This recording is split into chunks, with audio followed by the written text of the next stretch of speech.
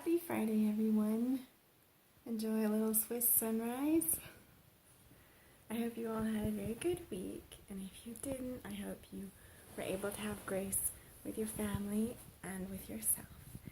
Today I want to talk about grace. I had an experience which is not infrequent where a friend told me that a friend of hers had been very judgmental and said, basically, the way that I do this particular thing is the one and best way, and if you are not doing what I'm doing, then you're a bad person and you're doing it all wrong.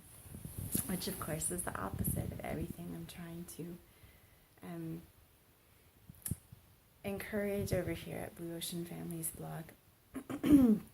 That there is not just one path, there is not just one solution for each family, that we're all in different places and we all have different next steps that we need to take in order to move forward.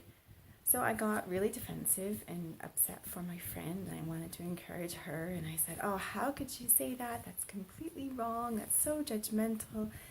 We went off for a little bit and said goodbye, and then I thought, oh my goodness. Here I am talking about grace and being so ungracious to this person who said something very judgmental. So I thought, it's really hard to be gracious in the face of judgment. Just like a child who says, yeah, mommy, I'm not going to hit. I don't want to hit anyone. If someone comes and slaps them in the face, boom, they hit back. It works as long as nobody provokes, but if there's provocation, then it's very difficult. So I've been thinking, how do we stay gracious in the face of judgment? And I thought of a few ideas. One that I've seen worked well is if you can just take a breath and say, oh, really, what do you mean by that? Or tell me more, or some sort of open-ended question that lets the person clarify a little bit what that statement just meant, whether it's meant as judgmental and strong as it came across.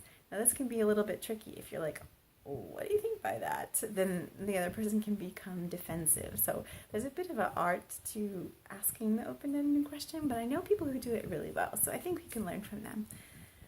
The other idea comes from Dr. Brene Brown, who wrote Daring Greatly and has a really famous TED Talk. And she talks about shame resilience. And she talks about if you're experiencing shame, instead of going, oh, I'm so stupid, that's so horrible, no one can ever love me again, I'm such an idiot, to stop and repeat to yourself, pain, pain, pain. It gives you a little bit of space from the situation, acknowledges that you are experiencing pain, and helps you achieve a little bit of perspective, so you can say, it's not the end of the world, I am in pain, this does stink, or I'm going to get through it. This doesn't define who I am.